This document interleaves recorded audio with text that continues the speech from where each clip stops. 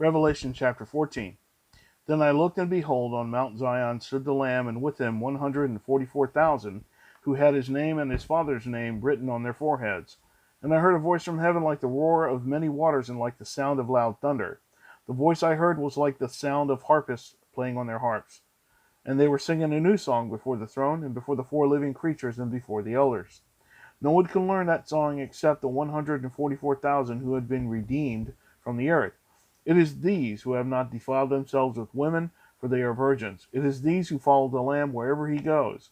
These have been redeemed from mankind as firstfruits for God and the Lamb, and in their mouth no lie was found, for they are blameless.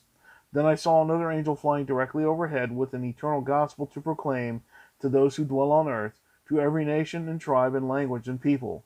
And he said with a loud voice, Fear God and give him glory, because the hour of his judgment has come, and worship him who made heaven and earth, the sea, and the springs of water. Another angel, a second, followed, saying, Fallen, fallen is Babylon the Great, she who made all nations drink the wine of the passion of her sexual immorality. And another angel, a third, followed them, saying with a loud voice, If anyone worships the beast and its image, and receives a mark on his forehead or on his hand, he also will drink the wine of God's wrath, poured full strength into the cup of his anger. And he will be tormented with fire and sulfur in the presence of the holy angels, and in the presence of the Lamb. And the smoke of their torment goes up forever and ever, and they have no rest, day or night, these worshippers of the beast and its image, and whoever receives the mark of its name. Here is a call for the endurance of the saints, those who keep the commandments of God and their faith in Jesus. And I heard a voice from heaven saying, Write this, Blessed are the dead who die in the Lord from now on. Blessed indeed, says the Spirit, that they may rest from their labors, for their deeds follow them. Then I looked, and behold, a white cloud, and seated on the cloud, one like a son of man, with a golden crown on his head, and a sharp sickle in his hand.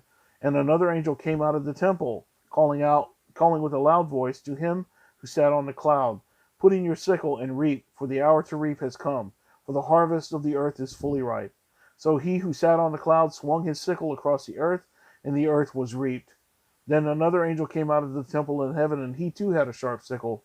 And another angel came out from the altar, and the angel who has authority over fire, and he called with a loud voice to the one who had the sharp sickle, Put in your sickle and gather the clusters from the vine of the earth, for its grapes are ripe.